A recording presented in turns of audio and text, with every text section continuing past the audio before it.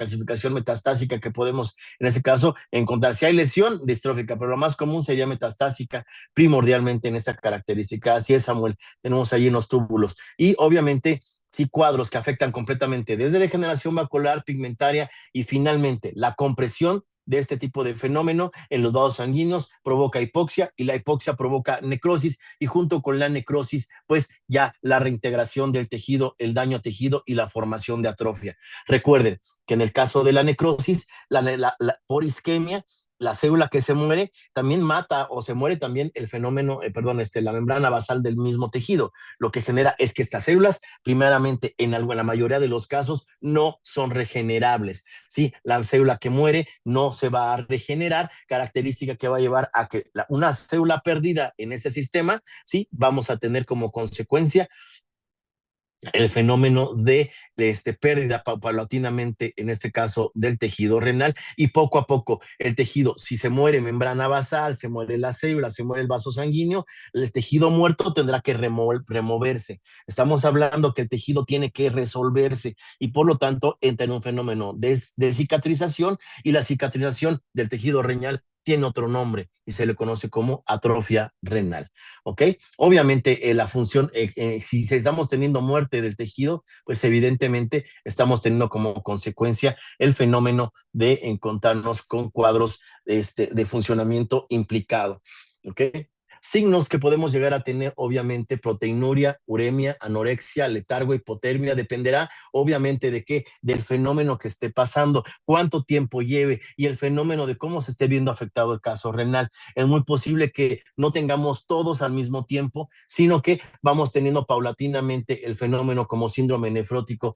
Ya al generar daño renal, poco a poco se va deteniendo. En el cuadro crónico, poliuria, polidipsia, edema, ascitis, etcétera, el filtro renal ya está dejando pasar, sí, todo a través de ese filtrado. Ya el filtro, en lugar de tener esta cesta de básquetbol, sí, y el balón de básquetbol, estamos teniendo una alberca, el hoyo de una alberca gigante, y pues todo lo que pase por el filtro se va. Entonces empezamos a tener diferentes tipos de lesión. Evidentemente, ¿cómo se ve el riñón? Se ve, vamos, de un riñón agrandado, un riñón con cambio de coloración, ¿sí? Puede ser unilateral, puede ser bilateral, dependiendo del tipo de caso, ¿sí? Y evidentemente al corte, pues una palidez importante que podemos encontrar. Casos severos de esta misma característica. De los tipos de nefrosis, ya hablamos un poquito de lo que sería la tinción glucogénica que podemos llegar a encontrar. En el caso de esta también afecta el caso de riñón. Hablamos de la tinción de Paz, hablamos ya un poquito de diabetes, ¿sí? Hablamos de la nefropatía por hipercalcemia, principalmente hablamos de atrofias, principalmente, perdón, iatrogenias en el caso de suplementar con, en este caso, gluconato de calcio, con exceso de vitamina D, problemas con paratormona, hablamos de plantas que son, que estimulan la absorción principalmente de el calcio a nivel sistémico y que nos llevan a la presencia de esta nefropatía hipercalcémica. Ya hablamos de amiloidosis, que sistémicamente es la formación de una proteína aberrante a partir del sistema en general y por lo tanto el hígado que tiene la formación de provocar digamos que es como una proteína no tan fácilmente degradable, pues la más común en el caso de hablar de amiloidosis, pues sería más encontrarla en estos órganos como pueden ser el caso del riñón, corazón, algunas otras de forma importante, ¿sí? En este caso vamos a teñirla, que es muy común como un rojo, con rojo Congo, que básicamente nos hace ver que la amiloidosis, esta proteína se pigmentará con un color verde o amarillo brillante, que sería, sí, importante para hablar de él, ¿no? Entonces, ahí vamos un poquito más de ello. Si hablamos de los pigmentos en el riñón y los cambios pigmentarios en el riñón, tenemos que ver que evidentemente empezaremos a tener los cambios más comunes porque la membrana, la coladera, la fenestra del tejido renal está viéndose afectado y uno muy comúnmente tenemos el caso de encontrar a la hemoglobina. Ya habíamos hablado que son casos de crisis hemolítica muy común, pero nunca habíamos visto el color. El color, cuando nosotros tenemos a la necropsia, un color muy oscuro del riñón, lo más seguro es que esté conteniendo el pigmento dentro de los túbulos, dentro de las membranas dentro de la cápsula de Bowman y por lo tanto tenemos estas crisis como son una crisis hemolítica. Obviamente se ven oscurecidos, se ven negros por fuera y por dentro, ¿sí? Al corte. Y evidentemente, pues sabemos que finalmente la hemoglobina es tóxica para el riñón y a lo mejor en algún punto vamos a tener hemoglobinuria, una característica importante de la coloración que se llega a tener evidentemente con una mala formación del riñón, empezará a degenerarse, empezará a dañarse, provocará síndrome nefrótico y luego síndrome nefrítico y finalmente pues son características importantes. Acuérdense que en el caso de la hemoglobinuria lo que estamos teniendo son signos, es un signo que nos está hablando, ¿sí? De encontrar que el riñón está dejando pasar en ese caso la hemoglobina. Si les preguntara y ustedes me responderían, ¿qué preferirían tener, hemoglobinuria o hematuria? Hematuria. Hematuria. ¿Ok?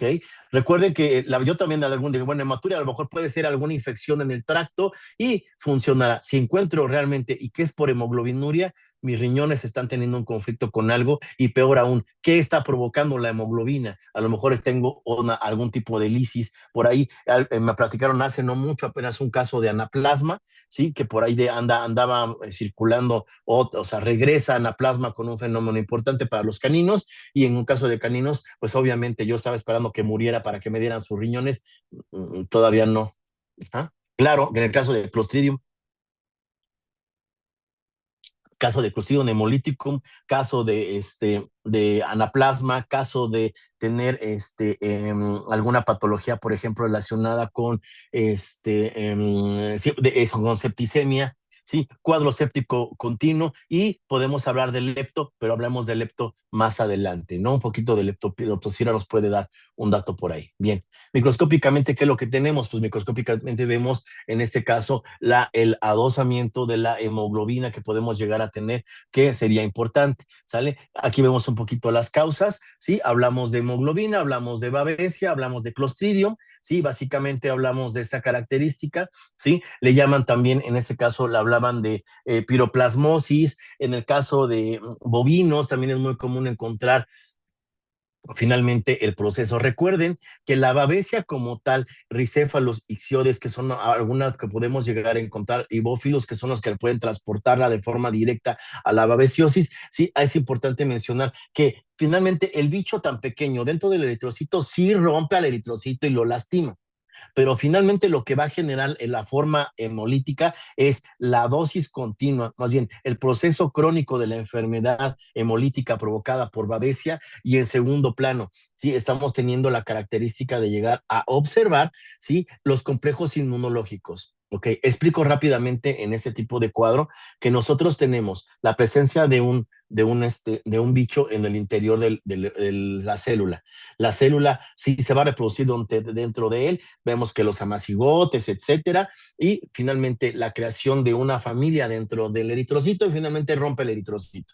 ¿Okay? Y luego a veces van a colonizar otro tipo de eritrocito y así vamos teniendo ruptura eritrocítica continua. Ok, ¿dónde vive la babesia?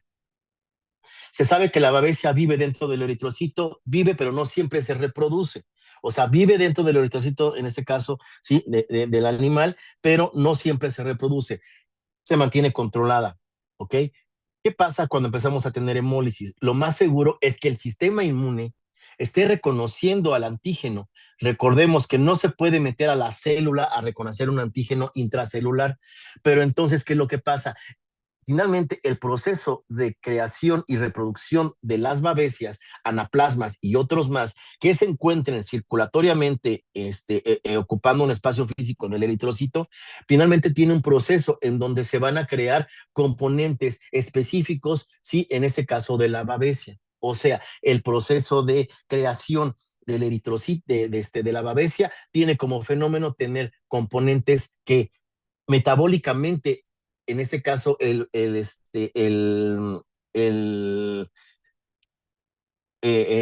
se me olvidó el nombre, el protozoario va a formar en el interior de la célula. Y entonces, este protozoario tiene un metabolismo propio. para generar más progenie.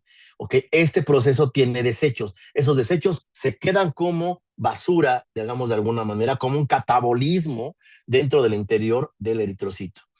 Cuando el eritrocito se rompe, estos componentes antigénicos salen, ¿sí? de la célula. Estos no se vuelven a ocupar, ¿sí? No se van a pegar, no se van a meter a la célula, quedan componentes abiertos y van arrastrados dentro de las membranas celulares del eritrocito roto, que el cual sí va a llegar a tener, en este caso, un proceso de ruptura, fragmentación en la sangre. Estos fragmentos que se pueden pegar a otros hematíes, ¿sí? A otras células y hacen que estemos observando el fenómeno. Entonces, la babesia, ¿sí? En primer plano se reproduce. Hay un catabolismo de la babesia. Rompen al eritrocito. Estos subproductos quedan libres y también en la membrana del eritrocito roto. El sistema inmune aquí lo va a localizar y va a provocar ruptura de fagocitosis y la forma el proceso de respuesta inmunológica hacia el parásito, pero no al parásito mismo porque el parásito es intracelular, sino a los productos, sí, como un antígeno circulatorio. Y por lo tanto es cuando tenemos, en este caso, principalmente la creación de la hemólisis en el caso de babesia. Los signos es muy común, ¿sí? Rápidamente se dan cuenta, principalmente cuando tenemos la presencia de garrapata. Hablamos de las garrapatas, por ejemplo, en Veracruz, en Tabasco, que hay mucho ganado, principalmente de esta naturaleza, ¿sí? Podemos encontrar inclusive cómo hacen de color rojo. Literalmente, sí, observas la sangre y les decía, es como cuando tenían sus guantes sucios en necropsias, que lavaban los guantes y su mano y salía un líquido transparente, enrojecido, ¿ok? En este caso, la piroplasmosis, hablamos de la orina roja, nos habla principalmente de este cuadro, ¿no? Evidentemente por hemoglobina que se encuentra ya ocupándose un lugar. Y entonces, si no controlamos la hemólisis, lo más seguro es que el animal muera por un daño renal. Otra más que tenemos por ahí, pues era el cuadro de Clostridium hemolyticum, principalmente a este es el cuadro, hablamos de la hemoglobinuria basilar, ya hablamos un poquito de él, finalmente hablamos que tenemos fosfolipasas que generan daño en general en el sistema, podemos llegar a tener anemia, ictericia y hemoglobinuria, que es algo de lo importante que podemos ocuparnos, ¿sí? En este caso, de esta ya le hemos platicado un poco. Leptospira, y vamos a hablar de ella un poquito más como puntual, ahorita nada le vamos a dar una característica. Obviamente hablamos de una lesión que inicialmente puede ser septicémica, obviamente puede ser una lesión donde se van a generar cuerpos inmunes, complejos inmunológicos que se van a pegar a las membranas renales y finalmente provocar daño. Además de que van a estar finalmente pegadas a este filtro, se van a quedar comprimidas y atrapadas en el filtro renal, exactamente en el ovillo capilar, cápsula de Bowman, lo que genera el proceso inflamatorio asociado a la leptospira y finalmente hablamos de un cuadro que puede estar generando hemólisis, ¿sí? En la zona y además daño renal, ¿no? Entonces, por ahí vemos un poquito de esta característica. Más adelante vamos a hablar de leptospira de forma más puntual, ¿sí? Y principalmente hablamos de algunas intoxicaciones que podemos llegar a tener. Principalmente hablamos de intoxicación con cobre, hablamos principalmente de que podemos llegar a tener. Hay un caso de humano que fue muy sonado. Este, Existe un desbalance importante en el humano que es la deficiencia de cobre. ¿Alguno de ustedes ha tomado un multivitamínico? Y si ha tomado multivitamínico, ve la receta, ¿no? No la receta, perdón, la formulación del vitamínico. ¿Alguno de ustedes ha encontrado multivitamínicos que tengan cobre?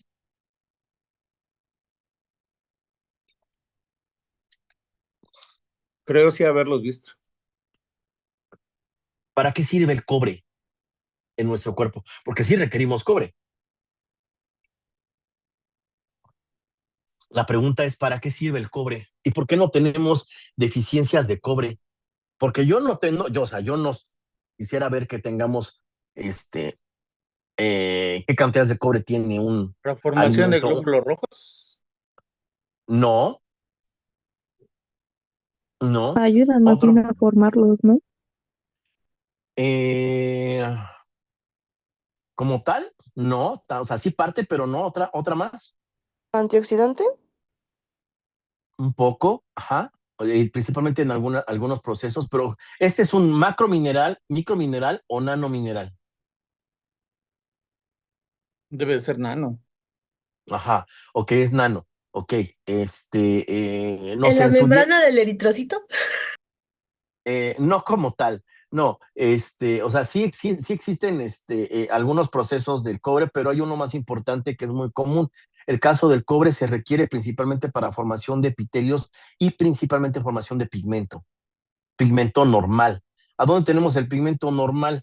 Melamina. Y por lo tanto, ¿qué pasa si nosotros empezamos? Se menciona que uno de los importantes efectos del cobre es que tenemos, en este caso, deficiencia de melanina, ¿sí? O apigmentación melánica, y evidentemente pensamos en que podemos llegar a tener una Un albino. deficiencia de cobre. Los albinos tienen dificultad para poder procesar el cobre y hacer que sus melanocitos pigmenten. O sea, sí tienen melanocitos, nada más que les falta digamos, el receptor de cobre para que pueda activarse la vía metabólica de la producción melánica y provocar el pigmento. Y entonces, yo, que soy obviamente más viejito que ustedes, ¿sí? Tengo una característica que se relaciona con pigmento. ¿Cuál es? O sea, si ustedes me ven y dicen, sí está más grande que yo. Bueno, además de que sí me veo más grande que ustedes, ¿qué otra Las cosa nos canas. notan a los adultos? Las canas. Entonces, una dieta de cobre, ¿sí? Nos haría tener gracias leucotriquia, ¿sí? En el caso del cobre, si una deficiencia de cobre nos haría empezar a tener una apigmentación de pelo, ¿sí? No aparecen canas como tal, porque finalmente el caso de la producción de la cana es un proceso metabólico con básicamente nula producción de melanina de los melanocitos. O sea, los melanocitos ya les dio flojera, ya no lo hacen, ¿no? En el caso de tener, aparece un pelo agrisado, o sea, como si fuera gris, ¿sí? En esa característica sería importante de mencionarlo. Entonces, ahora, ¿por qué los humanos no tenemos deficiencia de cobre? Piensen así 2 segunditos en su mar inmenso de conocimiento.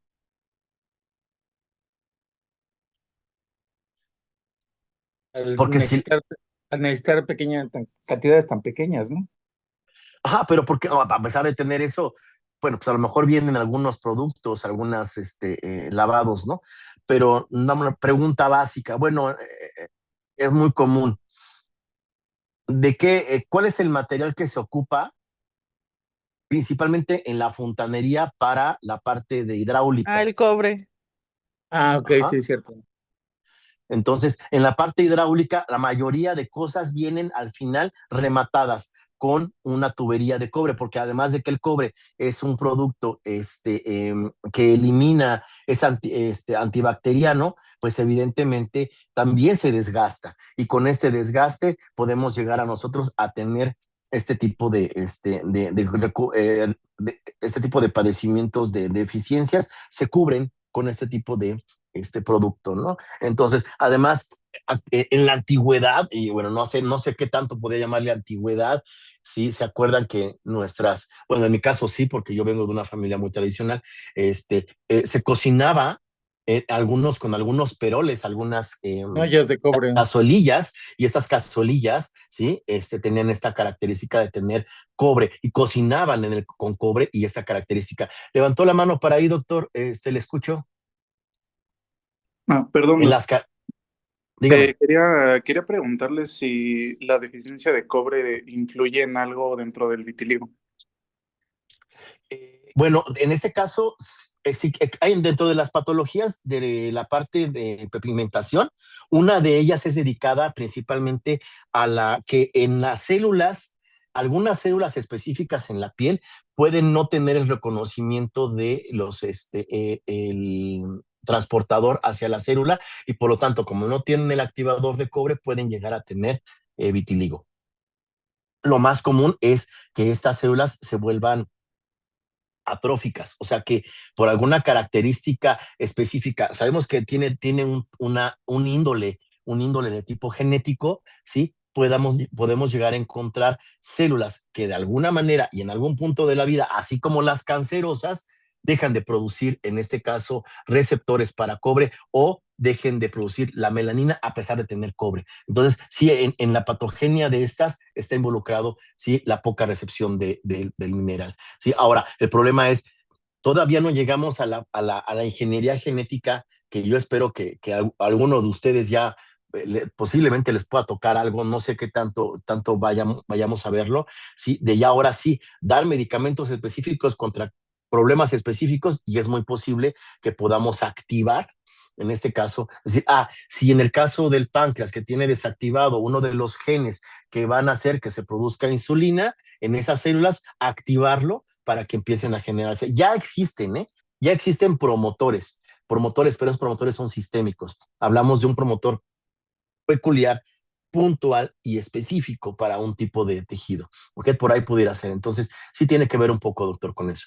En el caso de las carnitas, sí, evidentemente, no tenemos por ahí que nosotros cocinábamos con eso y finalmente, pues, manteníamos niveles más normales de cobre. Bueno, evidentemente, los que vamos a hacer canos, pues ya no, o sea, habla de la edad, eso es imposible de manejar.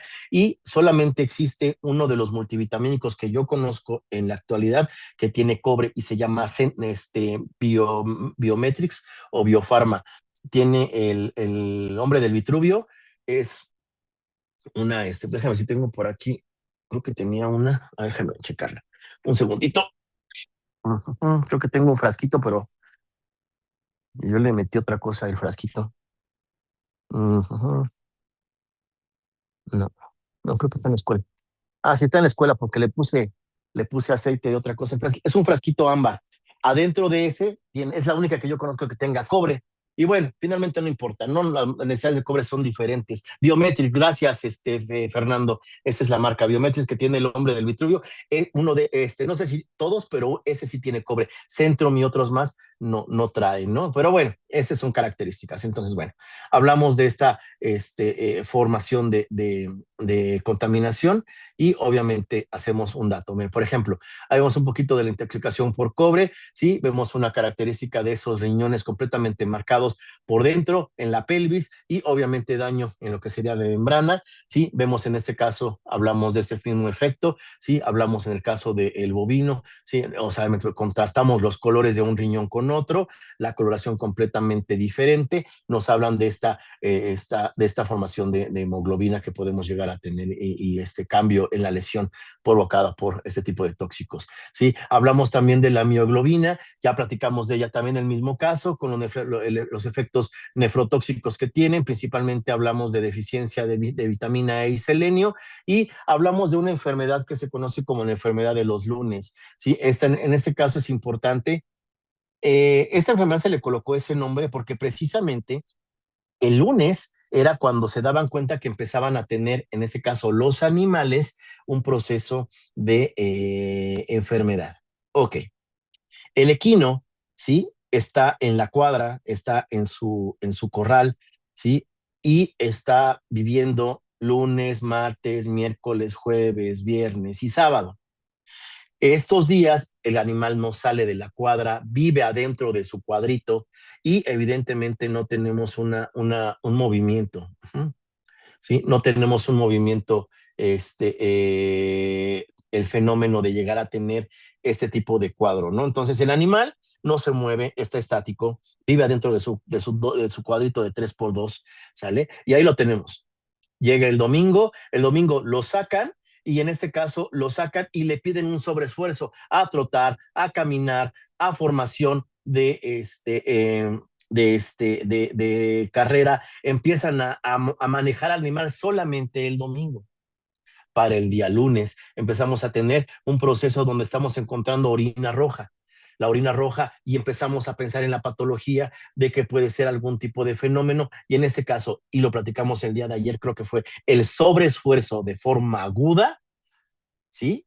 No compensatoria, genera hemoglobinuria, ¿sí? Y en este caso vemos sangre, bueno, esto es hematuria o hemoglobinuria y dependiendo de la historia clínica, hablamos de la mioglobinuria. Estamos teniendo sobreproceso de estrés en el tejido muscular y por lo tanto tenemos como consecuencia mioglobina que está saliendo por vía renal y que también es tóxico para el riñón y puede provocarle nefropatía. Claro, claro, Marta, el caso de la deficiencia de vitamina E y selenio, encontramos, dentro de las cosas que encontramos en vitamina E y selenio que viene aquí, sí, hablamos principalmente de la degeneración de Senker y más adelante necrosis de Senker, ¿no? Sabemos que músculo blanco, lo hemos hablado, miopatía degenerativa nutricional, hablamos de corazón de mora, sí, etcétera. En el caso de encontrarnos con este tipo de fenómeno, podemos llegar a tener también un fenómeno donde podemos encontrar la misma necrosis. Recuerden que finalmente la deficiencia de vitamina E y selenio como degeneración evoluciona a necrosis. ¿Qué tipo de necrosis es, muchachos? ¿Qué tipo de necrosis es la necrosis de la degeneración de Senker o del proceso de músculo blanco? Coagulativa. Coagulativa. Y entonces, ¿qué le pasa a esa fibra muerta? ¿Qué tiene esa fibra muscular muerta como catabolismo? Ok, grasas, proteínas, ¿sí? Tenemos las proteínas que hablamos de bueno, en este caso específico hablamos principalmente de hemioglobina, ¿no? Como proteína, y evidentemente esta célula que se muere, ¿sí? Finalmente empieza a convertirse en un producto de desecho. Y si tenemos masas musculares destruidas, pues en automático viene el proceso del catabolismo, ¿sí? Del proceso del músculo y como consecuencia mioglobina. Y con la muerte de esa mioglobina, bueno, con la muerte del tejido y la mioglobina exacerbada, lesión renal provocada por este fenómeno. Bueno, dato importante, si el animal ya presenta necrosis de músculo, ¿sí? Ese es un hallazgo. ¿Me explico? O sea, estamos viendo como un hallazgo posterior a la enfermedad provocada por deficiencia de vitamina E y selenio. En las que yo he visto que nos han llegado a la facultad, una de las más importantes que me ha tocado, más bien más bonitas, ya saben, como patólogo, ¿no? De las más bonitas que he visto, prácticamente es una pierna de cerdo de aproximadamente, el animal andaba cerca de los 120 kilos, yo creo que eran más o menos alrededor de unos 28 kilos o 30 kilos de pierna, o sea, estamos hablando de una pierna normal que venden en el súper ya, en el súper o en el obrador, o no sé cómo se le llame al lugar a donde venden las carnes, en la carnicería, pues, y que básicamente tenían todo el vasto en el cuádriceps femoral completamente necrótico, o sea, tenían una lesión al 70% de lesión necrótica provocada por músculo y deficiencia de vitamina y selenio, ¿sí? O sea, el animal llegó en algún punto, algo pasó donde provocó el fenómeno, porque normalmente en adultos no llega a suceder con esta característica, pero toda la pierna estaba dañada. Ok, sospechamos de músculo y selenio, se le hizo un poco de todo de procedimiento, se detectó que sí había deficiencias y nos quedamos con ese cuadro, o al menos para ese momento nos quedamos con ese cuadro. Sin embargo, estábamos buscando la posibilidad de llegar a ver, observar músculo blanco como consecuencia de un tóxico o de una lesión periférica. Ese sería un caso. Otro, la aplicación de hierro, ¿sí? ¿Cuándo se aplica hierro a los cerditos? ¿Días? Al nacer casi, En a las los días. primeras Casi al horas. nacer, ¿sí? ¿Para qué se les pone hierro, muchachos, a los cerdos? Porque traen una deficiencia de hierro desde que nacen. Síndrome de deficiencia de hierro en cerdos, algo así. Ok, esa es una, pero solamente viene en algunas razas. Por ejemplo, Pietrain no tiene ese fenómeno. ¿Por qué? ¿Por qué Por Pietrain no el lo tipo tiene y de, Landra sí? porque Pietrán tiene las motas negras, mientras el Landras es totalmente blanco, por así decirlo. Sí, pero ¿qué tiene que ver con que tengan el síndrome de baja producción de hierro o cómo? ¿Qué peso alcanza un Pietrain? ¿Y qué peso alcanza un Landras? Un York. ¿Serán diferentes por peso? ¿Sale? Los cerdólogos, ¿qué nos cuentan? Y entonces el chat GPT empieza a contestar. Una es de raza materna y otra de paterna, ¿no? Ajá, sí, pero si hablamos de peso, Creo que una es más propensa a tener grasa. Ajá, una de ellas, ajá. Ok, algo más sencillo, ok. Es un poco más pequeño, ajá. Y la velocidad de crecimiento es más lenta. Por eso es que tenemos razas más especializadas en crear más masa muscular en un menor tiempo, con un menor costo. Eso es lo que nos han enseñado, la que la zootecnia clásica nos ha enseñado, ¿no? Animales más grandes, más fuertes, ¿sí? En menor cantidad de tiempo y con menor cantidad de alimento. ¿Estamos de acuerdo? Para una conversión alimenticia más eficiente. ¿Estamos de acuerdo que eso es lo que busca la zootecnia? A los que les gusta la zootecnia van por ese fenómeno. Ahora, porque por ejemplo a los cerditos pigmeos no les pasa? Y sí a los landras, y sí a los yorks. Y va la pregunta, ¿en cuánto tiempo tenemos 120 kilos de animal? Unos 6 meses. 4 meses. No, 6 meses, doctora, te voy a correr. Me estás haciendo que pierda 2 meses, 4 meses promedio, más o menos. Ok, ahora viene este dato. Si más, haya sacado la sonrisota. 4 meses, doctora. Ahora bien, si en esos 4 meses, ¿en cuánto tiempo se forma un eritrocito? ¿Cuál es el periodo desde que nace como célula, se diferencia, empieza a formar, en este caso, el metarubrocito, y finalmente ya tenemos el eritrocito? ¿Cuánto tiempo tarda? 120 días. No, esa es la duración de él. Más o menos, o sea, la ¿Una duración semana? del eritrocito, 21 días, ¿no? más o menos alrededor, cerca, como es una célula lábil, andamos entre 21 y 28. Ahora sí, ya nació y el tiempo de eliminación dura de 80 a 120 días. En el caso de las aves es menor, ¿ok? Evidentemente lo tenemos.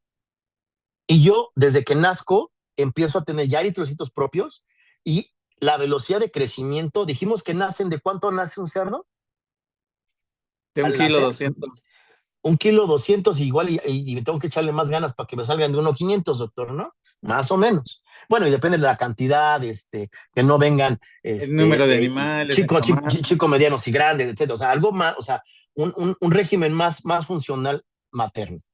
Ok, bueno, vamos a hablar que nacen de 1,2 kilos y voy a correr al doctor porque me da animales muy pequeños. Pero bueno, ¿y en cuánto tiempo se desteta? A los 28 días. ¿Y qué peso traen animales a destete? En buena calidad. 12 kilos. 8 kilos, ¿no? Los 13. los más chiquitos también voy a correr a la doctora de 8, sí, nos vamos a ir por medio a 10. O sea que en 28 días ganaron 10 kilos. ¿Cuánto tiempo tardan los eritrocitos en, este, en generarse? 21 a 28 días. Y yo, ¿cuánto nacieron? 1,5 kilos y lo mandé en 28 días, ¿sí? A 10 kilos, o sea, 10 veces su tamaño en 30 días. ¿No les late como que la médula ósea no va a tener la capacidad de poder aportarle suficientes eritrocitos al animal para sobrevivir? Y Sí. esa característica es por eso es que le ponen hierro. Le ponen hierro para que sea más fácilmente metabolizable y usable para que pueda generar mayor masa circulatoria y poderlo tener. Yo creo que ya no bueno, quién sabe. No sé qué pase de la vida de Fesco Otitlán, pero ojalá y podamos, nos están guardando unos cerditos congelados, en Jilotepec. Si logramos, regresar de forma funcional a esta llamada vida académica y vamos, bueno, nos dan, a lo mejor podemos agarrar alguno que otro cerdito. Sí, lo único malo, Fernando, de Jilotepec es que su sala de necropsias es del tamaño de, híjole, yo creo que el changarro de Marce y el changarro de las ensaladas y los jugos lo juntan, esa es sala de necropsias. O sea, no hay capacidad para poder dar cátedra en ese lugar. Es para funcionamiento. Ajá. Este, y si fuera, yo creo que sí, a lo mejor haciendo necropsia, 5, si acaso bien puestos, ¿no? Pero déjenme revisar si hay chance de que además hay que sacar práctica y ay, bueno, yo no quiero decir nada. Es que un día quise sacar una práctica y es que como no la planeé desde el principio del semestre, ya no hay presupuesto y bueno, cosas que inicialmente son complicadas, ¿no? Entonces, pero bueno, vamos a intentar ver qué onda, ojalá nos den cerdo y podamos movernos a hacer cerditos y si no, lo que sí puedo ayudarles muchachos, y es que eso es importante, no lo había comentado con ustedes porque se me van luego las cabras al monte y no regresan, si alguien requiere hacer prácticas prácticas, o sea, hablamos de que van ustedes a Jilotepec a enseñarse manejo de cerdo, dígame. Y creamos un programa para ustedes con un protocolo, los mando a trabajar a Jilotepec como practicantes. O sea, y bueno, ya más adelante, si quieren tesis, ya podemos hablar de algo que nos le pueda funcionar.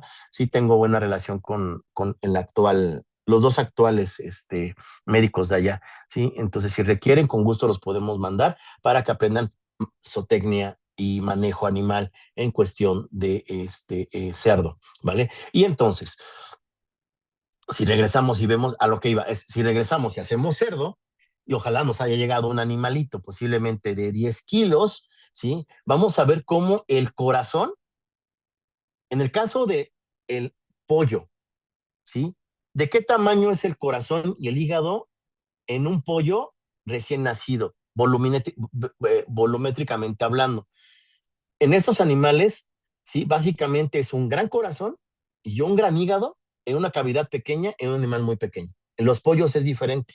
En el caso del cerdo, un animal que nace, y más o menos hablamos cerdos de 2 semanas o 3 semanas, estamos hablando de un mini corazón, un hígado más pequeño, un intestino pequeño y un animalón. ¿Sí? Obviamente la descompensación y el crecimiento influyen para generar patologías diferentes y una de ellas sería, obviamente, ¿sí? En la parte de que necesitan hierro. ¿Por qué iba ahí? Porque entonces, y regresando al tema y reconectándome con todo lo que ya dije, ¿sí? Como se les pone hierro a esos animales, ¿sí? Se les puso hierro, se les repitió la dosis de hierro creo que fueron 28 días, justamente para el destete. Los animales presentaban claudicación del lado derecho, donde se les colocó la inyección de hierro, aparecía amoratada y empezaban a orinar rojo. Y entonces, ¿de qué sospecharían ustedes hablando de esta característica? Es inyección de hierro en lo que sería el gracilis del lado derecho, la zona indurada de color enrojecido, claudicación de la pata derecha y evacuación de orina con sangre. Este sería maturia. O hemoglobinuria, no sé, lo hice con una tierra reactiva. ¿Alguna posibilidad diagnóstica hasta esta altura del partido?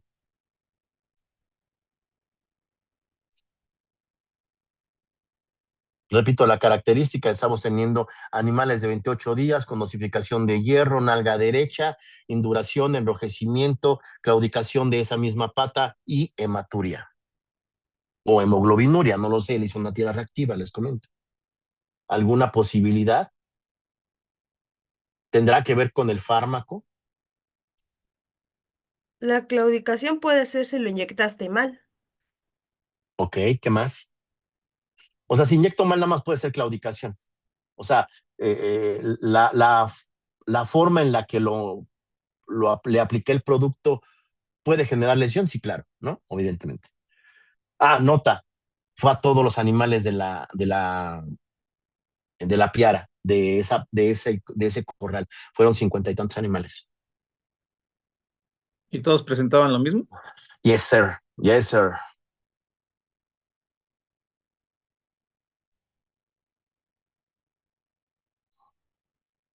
¿Puede ser que haya sido una sobredosis de hierro?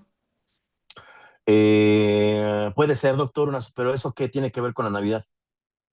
También vamos a correr a Urban. ¿Qué tiene que ver con la sobredosis de hierro? O sea, ¿qué estaría provocando? Pero lo importante es que no te doy más datos, los datos que te menciono son ahí, ¿sí? Ay, por ahí comentaba Samantha. Samantha, dices que es mioglobinuria por necrosis en el sitio de inyección. Sí. El producto comercial y tiene que relación el doctor ¿quién me dijo de lo de la dosificación? ¿Cómo se llama, Doc? Ah, Leonardo. Gracias, Leonardo. Tiene que ver un poco con lo de Leonardo, ¿sí? Y también lo vamos a correr, no es cierto. En el caso de Leonardo, menciona que era por esta dosificación del producto, era un producto comercial exacerbado. Ok, tiene que ver un poco de ello, pero más que tener exacerbado, venía con una muy alta dosis en la dilución del producto, en lugar de llevarlo a una dosis terapéutica, se convertía en una dosis tóxica, lo que generó que en el sitio de lesión habría necrosis, ¿sí? En la zona, se irritó de más y provocó necrosis muscular. Por lo tanto, la induración, el cambio de coloración, la falta de movimiento estaba relacionado a la necrosis del músculo gracilis y obviamente un proceso necrótico severo por la diseminación del producto químico. Y más adelante, sí, tenemos en este caso la salida de componente de orina. La orina era enrojecida y evidentemente el diagnóstico fue por hemoglobinuria. ¿Qué se estaba muriendo? El mismo efecto que en la deficiencia de vitamina E y selenio, se estaba muriendo en este caso el músculo y evidentemente pues hubo necrosis.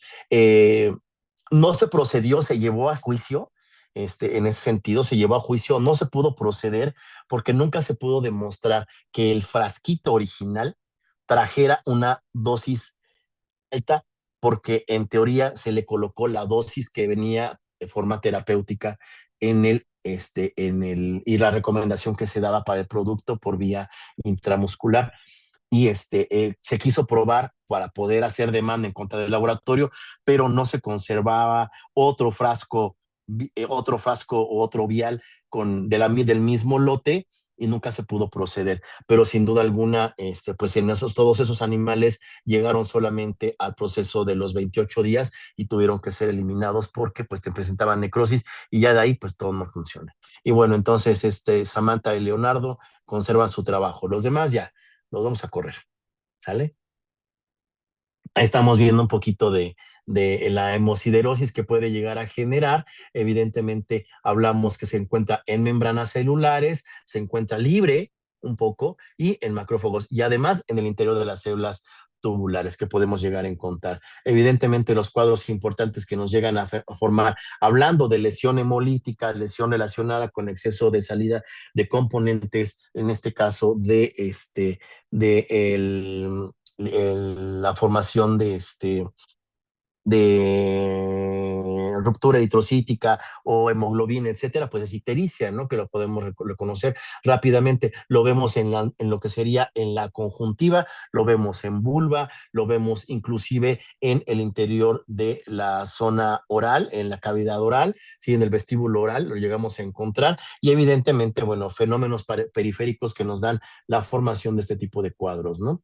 Y obviamente hablamos de algunos principalmente el cuadro de encontrar, como les mencionaba, la orina de color o cambio de coloración, cambio de consistencia, cambio de líquidos, etcétera, en la orina son un reflejo de patologías de forma sistémica, porque finalmente lo que hace solamente el riñón es dejar pasar o no dejar pasar ciertos componentes y por lo tanto la alteración en un examen general de orina no hay mucho problema. Les decía que, bueno, desgraciadamente no estamos en la facultad, pero siempre traigo mis tiras reactivas y los mando a que vayan al baño y empezamos a ver patologías de ustedes, sí, como alumnos, y la mayoría está teniendo al final de la clase cuerpos cetónicos, principalmente por este fenómeno de tener ayunos prolongados, etcétera. Entonces, va por un poco por ahí. Nunca nos hemos encontrado con patologías diversas, salvo que sí llegamos a encontrar orina con, bueno, presencia de sangre en orina y sencillo, era una alumna y esa alumna estaba en ciclo y por lo tanto una de las características es que esta tira reactiva reacciona con la orina y evidentemente sospechar que en la historia clínica decía que estaba en menstruación, pues evidentemente nos dice que había sangre. Y de ahí en fuera encontramos bacterias en algunas de ellas y sí, o sea, empezamos a comparar, ¿no? ¿Qué patologías tenían? Y sí coincidían de que un peso, ¿sí? Porque vale 180 la, la, el tubito, 180 pesos el tubito. Y he conocido gente que las parte a la mitad y así de, pues, o sea, cobra evidentemente de 180 por 100 que sale en este caso a no sé, que un 80, ¿no? Más o menos, cada uno de ellos que podemos llegar a tener y pues obviamente 2 pesitos agregados a tu consulta, ¿sí? No le vas a decir que van a ser 2 pesitos, estás haciendo una tira reactiva, haciendo una comparación, te armas un cuadro muy bonito en una carpeta muy bonito para que se pueda observar y todo el rollo y esa tira reactiva que te costó a ti 2 pesos, la cobras en un total de 100 pesos porque estás cobrando el procedimiento y eso carga y a tu consulta. Y evidentemente esa cambio en la consulta te va a dar mucho más elementos para poder hacer diagnosis, sí, en nuestros animales y que evidentemente ustedes como ser clínicos en algún futuro les va a funcionar perfectamente. La rara de hacerla es en el caso de las aves. En el caso de las aves tenemos que hacer algo diferente. Lo que hacemos es hacer un poco de si es que se muere el animal, tratar de buscar el conducto, ¿sí? Y la otra es que no me gusta mucho porque vienen otros componentes, pero se centrifuga, ¿sí? Para poder las heces que caen y para poder extraer un poco de orina, porque recuerden que viene conjugado heces y orina en el caso de las aves, pero salen datos como curiositos, ¿no? Importantes de saber. Bien, hablamos en este caso del quinto, que en este caso sería el síndrome hepatorrenal, y es en este caso una función importante de algunas plantas, como en el caso de la lantana cámara, y que pudiéramos tener como característica de tener una presentación simultánea de lo que sería la parte de los datos de funcionamiento hepático, ¿no? Creo que entró a la sala la doctora Ana, seguramente nos va a comunicar algo. Ana, ¿cómo estás? Buenos días. Buenos días, nada más para comentarles que ya está en Classroom, asignado Ajá. los casos, ahí vienen todas las indicaciones, creo que ya les expliqué de todas maneras el miércoles. Entonces, nada más para corroborar que ya lo hayan visto, si tienen alguna duda, ahí mismo pueden mandar comentario, ya sea privado o en la tarea asignada. Y nos veríamos entonces hasta el próximo viernes para revisión de la segunda revisión de los casos de seminario. Igual en Ok, clase tienen la convocatoria con las características del documento. Tienen que entregar nuevamente un trabajo, pero ahora con las características que se les están indicando ahí. ok, entonces ya todo está en la red para que lo puedan checar, muchachos. Acérquense en el caso de que tengan alguna duda, cuestión de lo del seminario, acérquense a los profesores, ya sea que, bueno, nosotros obligatoriamente como tal, ya para vernos, nos vemos el próximo viernes con ustedes para poder arreglar cualquier situación relacionada con los casos, porque pues estamos caminando ya a marcha forzada y peor aún los muchachos que todavía no tienen las laminillas o fotos de ellas, por lo que haya sido, pues vamos a trabajar. Ahora sí que la siguiente semana, en teoría, regresando, pasando muertos, vamos a estar ahora sí que a latigazo directo porque tenemos que ya entregar el trabajo. ¿Cuándo es nuestra exposición, Ana? Eso sí, en cuanto regresemos, el miércoles que ya estemos en la escuela, nos vamos a ISSSTO. Todos los que tienen que ver laminillas estarán viendo laminillas y los que no tienen que ver laminillas para revisar su trabajo pueden ir avanzando también con su cartel y ya, ya lo revisamos también ese día. Ahorita te digo la fecha del seminario, 18 y, A eso iba. En- 18 y 21 de noviembre.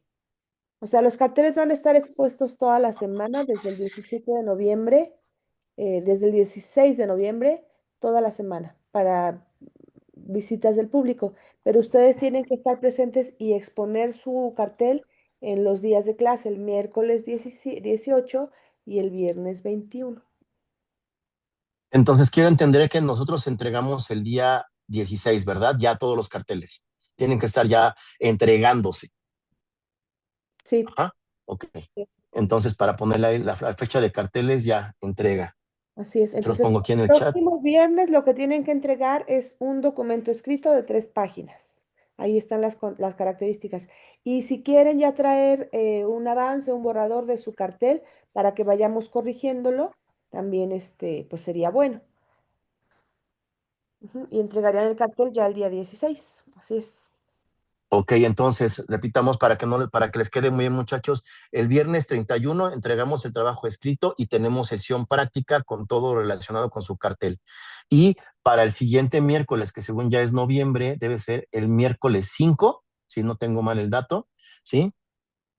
El miércoles 5 de noviembre, si nosotros tenemos que vernos en histopatología para resolver las laminillas, algo que haya falta en cuestión del cartel, porque prácticamente estamos pues casi a una semana, ¿no? De casi entregarlo, 2 semanas de entregarlo. 2 semanas, ajá.